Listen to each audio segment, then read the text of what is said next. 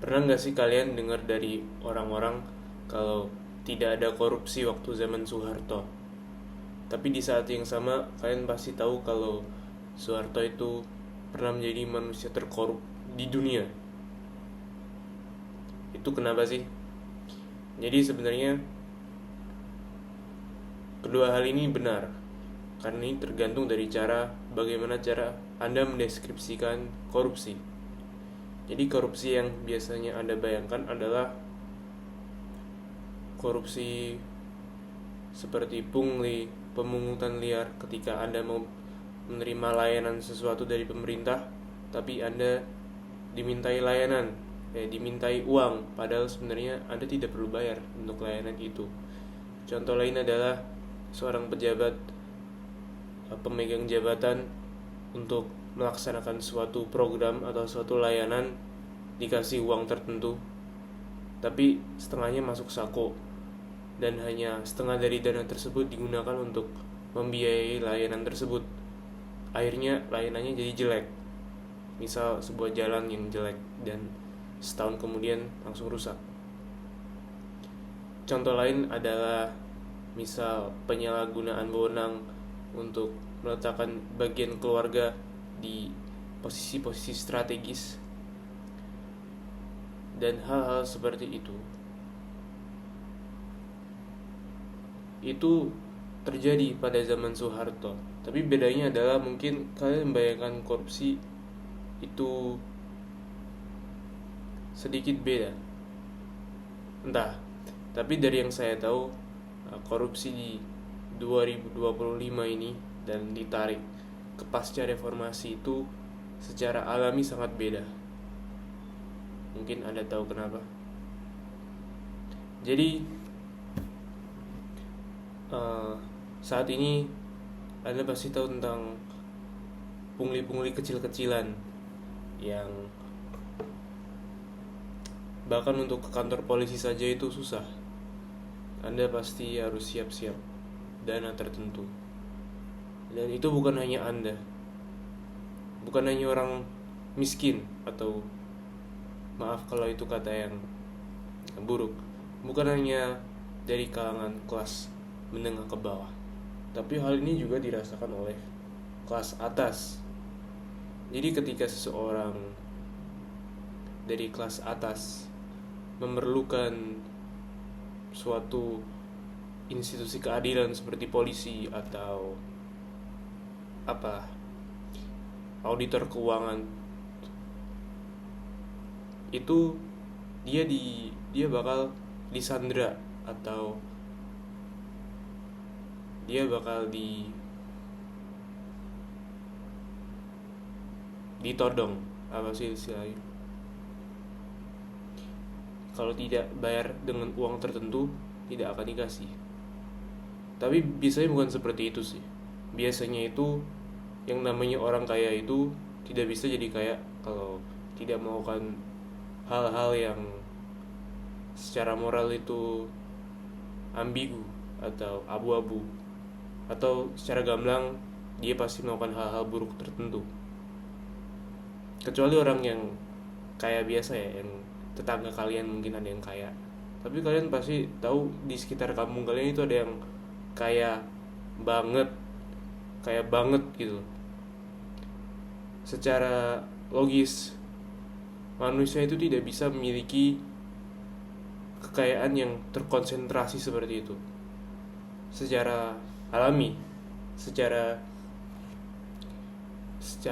dengan cara-cara yang moral gitu loh. Anda pasti bisa bayangkan kan, ketika sekelompok 5 orang misal, tapi kekayaan cuma terbagi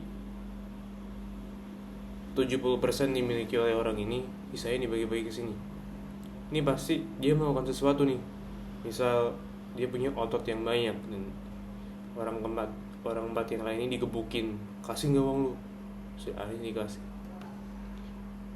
Dan entah apa cara yang dilakukan itu, mungkin kita tidak tahu, tapi biasanya ada keabu-abuan di sini. Dan setiap keluar sedikit pun keabu-abuan itu ke publik atau ke orang-orang tertentu, itu kan sampai ke misal jaksa-jaksa, dan jaksa-jaksa ini akan menelpon sang pengusaha. Hei, aku dengar kamu ada ini ya, kamu ada kasus ini ya. Kira-kira ngapain tuh dia nelpon sang pengusaha? Kalau tidak dikasih duit, dia akan memproseskan hal tersebut, dibawa ke pengadilan. Kalau memang iya dibawa ke pengadilan, nanti kan bakal jadi berita tuh, oh seorang koruptor tertangkap. Padahal sebenarnya mah,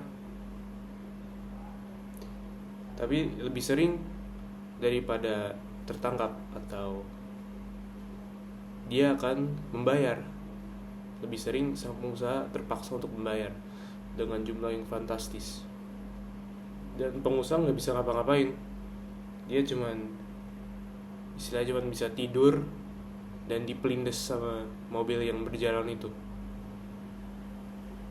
Kalau ada Soeharto atau setidaknya pada zaman Soeharto, hal seperti ini tidak akan dibiarkan terjadi, karena menurutnya itu, menurut beliau atau menurut dia, ini adalah hal yang sangat tidak efisien karena sangat merepotkan.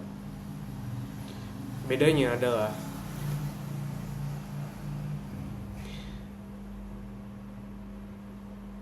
seluruh apa istilahnya, Soeharto membangun negara kita ini dengan dia sendiri sebagai epicentrum atau sebagai pusat dari pusaran semua uang dan semua kekuasaan. Dan sistemnya adalah seperti piramida. Kalian pasti tahu sebuah piramida segitiga. Soeharto di puncak, lalu ada orang di bawahnya yang lebih dekat dengan dia, lalu di bawahnya lagi, bawahnya lagi. Semakin ke atas, semakin dekat dengan Soeharto. Dan untuk sampai ke atas itu harus lewat bawah dulu. Sini. Dengan yang paling atas itu paling terlindungi, karena dia paling dekat dengan Soeharto.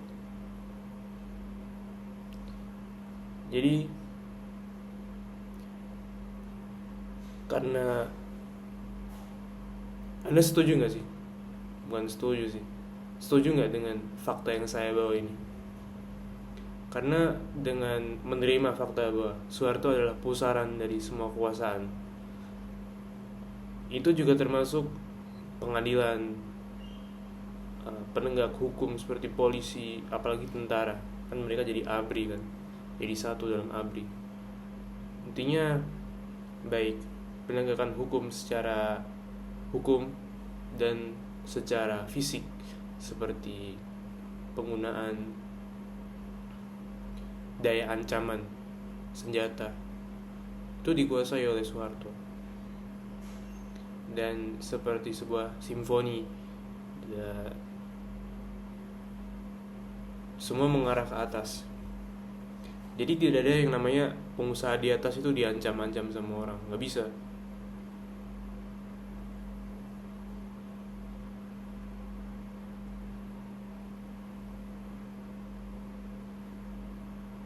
Dalam pikiran saya itu seperti itu.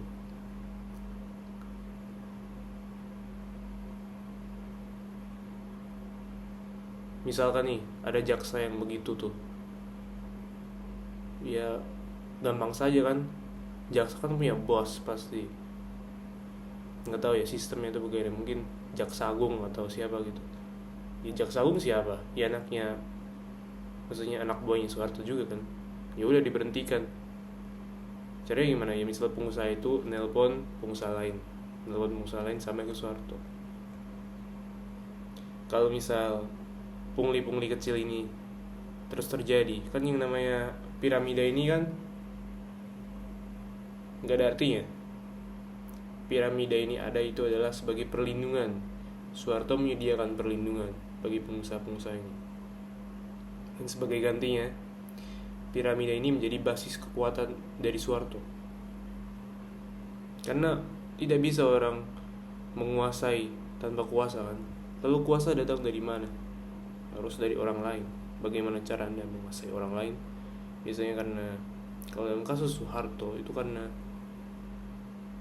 dia menciptakan sistem.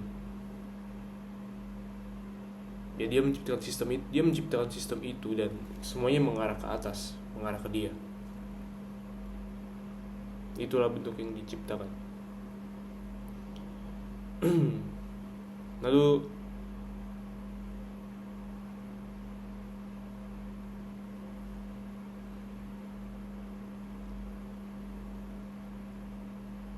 sudah masuk akal.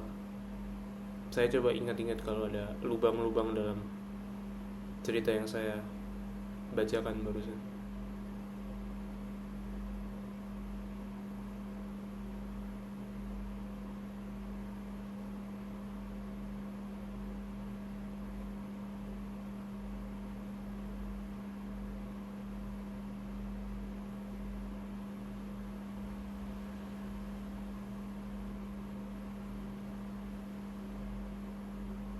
Ya, jadi sekarang bedanya dengan zaman dulu, atau bukan zaman dulu ya, dengan zaman sebelum reformasi atau zaman Soeharto. Intinya tahun Soeharto itu kan dari 1965 sampai 98, 99, berapa sih? Bedanya adalah korupsi saat ini itu sangat liar, di mana-mana terjadi, dan tidak ada bos, tidak ada siapa yang mengendalikan, semuanya liar. Lalu artinya zaman Soeharto paling bagus kan? Bukan begitu sih. Jangan ambil konklusi itu, maksudnya jangan ambil kesimpulan itu.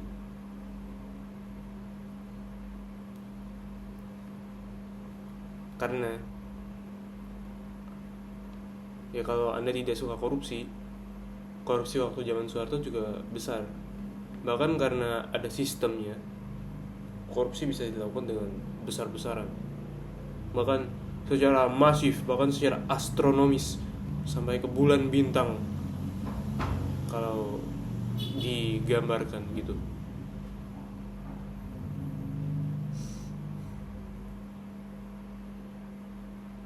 Anda pasti tahu lah dari tentang Indonesia itu kaya raya, apa, tongkat dan batu jadi tanaman, apa lagunya, kekayaan laut, kita negara maritim, kekayaan laut, ikan. Kalau kita balik ke tanah, sawah, hasil bumi itu batu ya. Kalau masih di sawah, kopi Jawa itu jadi kode apa, bahasa programming tuh Java. Ada karet, ada sawit, ada apa lagi, pala, rempah-rempah, tebu. Kalau ke tanah, bebatuan, apa tuh, pasir, batu bara. Dulu minyak juga banyak dulu. Banyak, apa aja ada paling. Meskipun bukan dalam kuantitas paling banyak, tapi apa aja paling ada. Tapi melainkan dari menciptakan kekayaan, pemerintah itu mengekstraksi kekayaan tersebut. Paham gak sih bedanya? Pemerintah itu mesin ekstraksi. Jadi kalian kalau sebuah bola jaring, apa sih, bola benang, pernah nggak kalian lihat bola benang di kartun, untayan benang? Kalian lepas dulu konsep tentang pemerintah itu apa sih di pikiran kalian. Pemerintah itu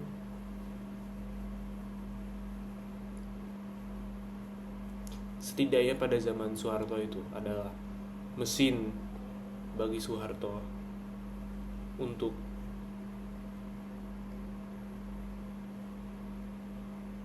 menyedot kekayaan.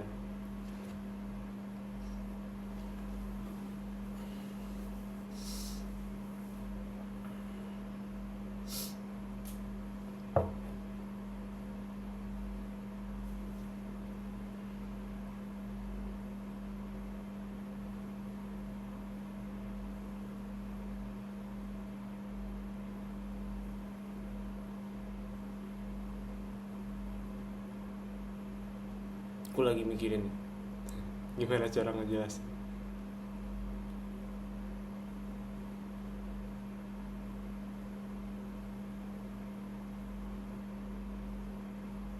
Nggak ada yang perlu dijelasin, sesimpel itu. Contohnya adalah Pertamina, kesayangan kita semua. Kita kalau beli bensin di Pertamina, sebuah monopoli. Bagi sebuah pemerintah itu monopoli itu biasa saja, lumrah. Semua negara pasti ada lah industri yang dimonopoli. Tapi Pertamina itu sebenarnya bukan perusahaan yang wajar. Ada tuh Petronas milik Malaysia, tapi Petronas itu bagus, atau setidaknya beneran gitu loh. Pertamina nggak ada tuh di F1, padahal kita tuh negara besar ya.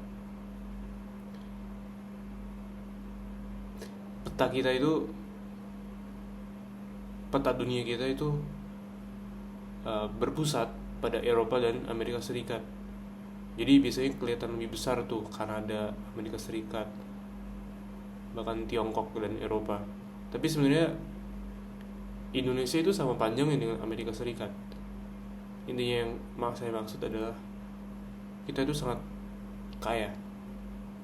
Ini bukan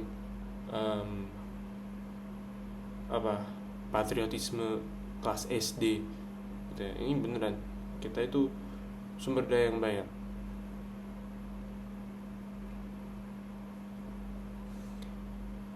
Nah, tapi sumber daya itu tidak masuk ke dalam saku kita, saku celana para masyarakat.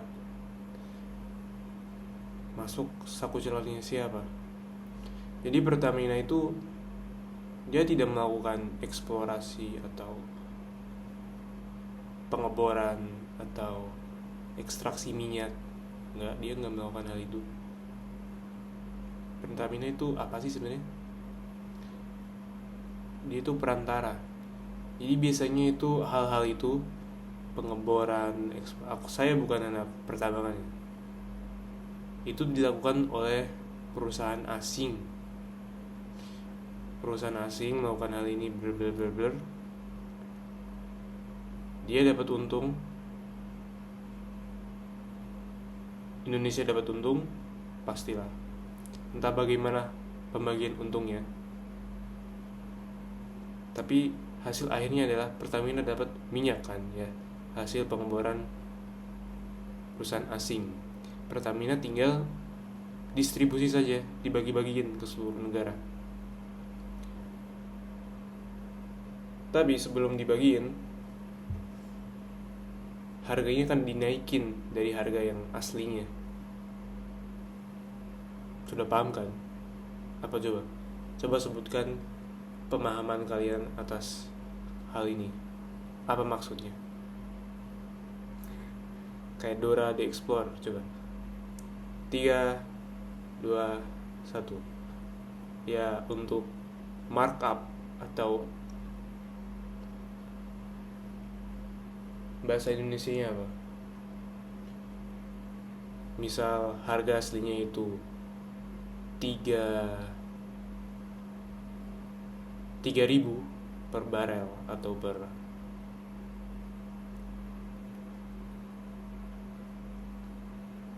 tong, apa sih? Tong, 1 tong 3.000. Harga nggak salah sih. Tapi dijual dengan harga 4.000. 1.000-nya masuk kantong siapa? Ya siapa yang punya Pertamina. Simpel itu. Pertamina lalu bisa dibilang semua BUMN di negara pada saat itu. Dan ini jadi sumber dana bagi Soeharto. Sumber dana untuk membiayai proyek-proyek dia yang di bawah atau di luar keresmian gitu loh. Kan bisa bergerak secara resmi, bisa di luar keresmian juga kan. Misal polisi, dia bisa menggerebek rumah dengan resmi, ada suratnya, ada jelas lah biokrasinya. Bisa juga ada orang nyebelin aja bagi polisi, ya udah digebukin aja. Itu adalah jalur di luar hukum, di luar hukum. Kalau kalian pernah baca bukunya Bumi Manusia, pasti kalian ngerti.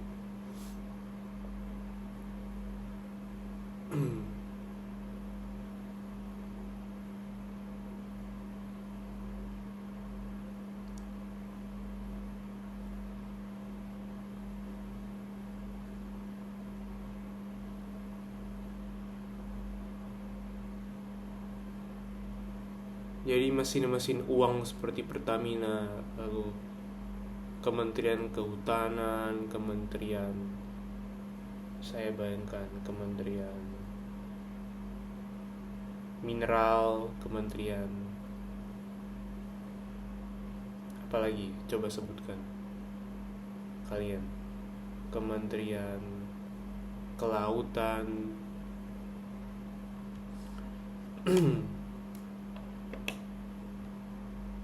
Itu semua itu alat-alat ekstraksi kekayaan.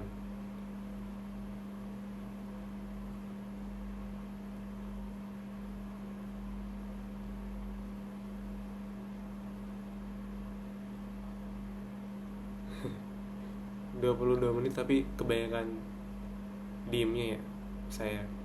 Maaf ya. Ada juga sumber korupsi yang lain, pasti. Tapi yang paling masif itu tentu dari ekstraksi kekayaan tersebut. Dan itu adalah sumber dana terbesar.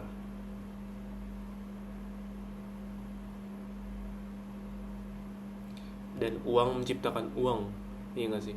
Kalau udah punya uang, ya digunakan untuk menciptakan uang lebih banyak lagi, dengan menyewa anak buah lebih banyak lagi, dan anak buah itu digunakan untuk mengintimidasi lebih banyak uang lagi. Seperti itu simpelnya.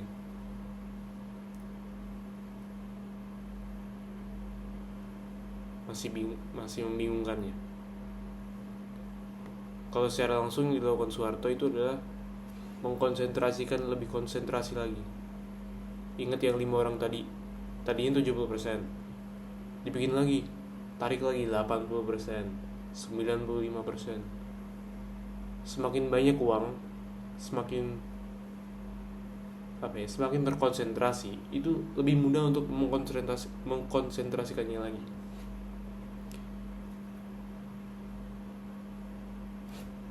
Akhirnya kalau dia punya 98% uang, ini punya berapa nih 4 orang? 2% dibagi 4 misalnya gitu, 0,5%. Gila gak sih? Itu yang sebenarnya kita alamin sekarang. Kalau gak salah, saya pernah lihat 70% kekayaan dimiliki oleh top 10% manusia di Indonesia.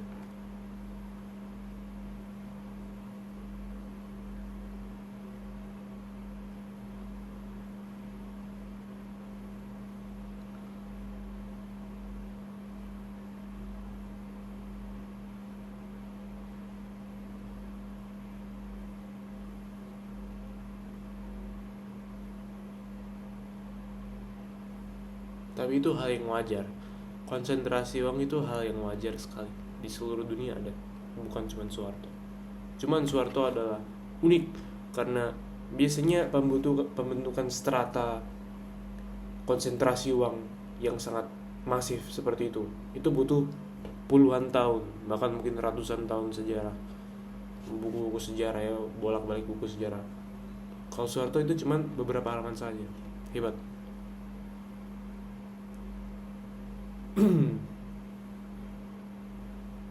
Tapi itu untuk video lain.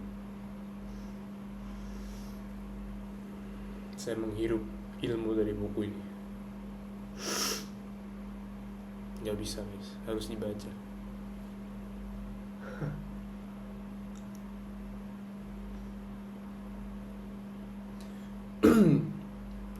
Jadi kalau Anda lihat ada seseorang punya ribuan hektar, ribuan hektar.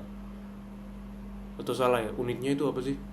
Yang paling gak wajar, puluhan ribu atau ratusan ribu. Pokoknya banyak sekali tanah. Itu tidak bisa dengan cara yang wajar. Kemungkinan itu adalah jelmaan dari sistemnya Soeharto yang masih ada sampai sekarang. Orang-orang di zaman Soeharto itu masih ada sampai sekarang. Bukan, salah. Orang-orang di zaman Soeharto itu tetap lanjut sampai sekarang. Tidak ada perubahan. Mereka cuma beradaptasi permainan baru, reformasi kan. Mereka cuma merubah cara main mereka. Yang tumbang cuma Soeharto dan beberapa orang yang tetap setia sampai akhir dengan beliau.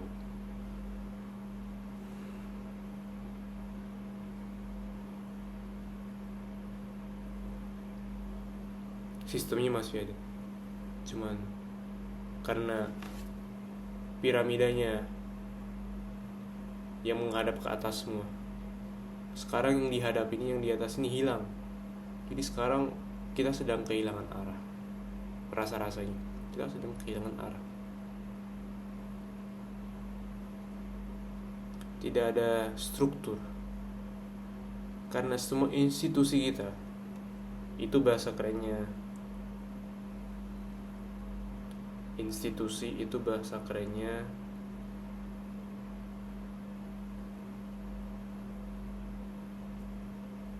bisa dibilang kehidupan kita itu semuanya menghadap ke Soeharto. Bener gak sih? Polisi dulu menghadap ke siapa? Polisi dan TNI, ABRI, Soeharto. Partai, Soeharto. Hukum, Soeharto. Pengusaha atau uang, Soeharto. Ideologi, karena Pancasila itu sebenarnya bukan cuman sih, semua organisasi di Indonesia itu cuman boleh pakai Pancasila, nggak boleh pakai Islam, nggak boleh pakai yang lain-lain.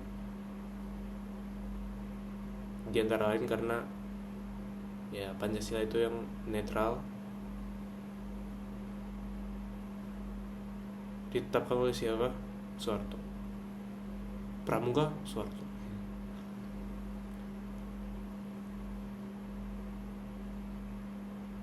Sekarang Soeharto hilang.